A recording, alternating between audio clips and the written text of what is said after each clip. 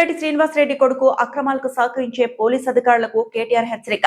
పొంగులేటి అనుచరులు ప్రహరీ గోడ కూలుస్తుంటే పోలీసులు పక్కన కూర్చొని టిఫిన్ తింటున్నారట.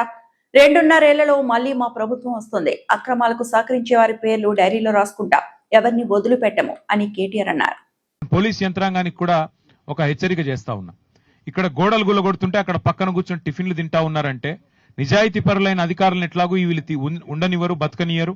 హబీబుల్లా ఖాన్ ఎట్లయితే తీసి పారేసినారో మరి మాకు కూడా గతి పడుతుందని చెప్పి కొంతమంది పోలీసులు కూడా వీళ్ళ అరాచకాలకు వంత పాడుతున్నారు, అరాచకాలకు మద్దతు పలుకుతున్నారు.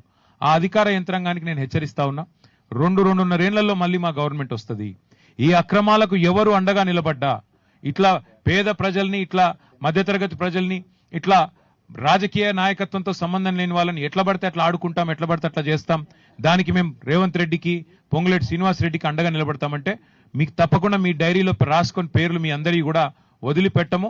ప్రతి ఒక్కరి మీద కూడా రిటైర్ అయితే కూడా విచారణ జరిపిస్తాము. మీరు నిజాయితీగా మీ డ్యూటీ చేయండి, నిజాయితీగా డ్యూటీ చేయండి, న్యాయం వైపు నిలబడండి, ధర్మం వైపు నిలబడండి, ప్రజల వైపు నిలబడండి. మేము వేరేం అడగట్లేదు.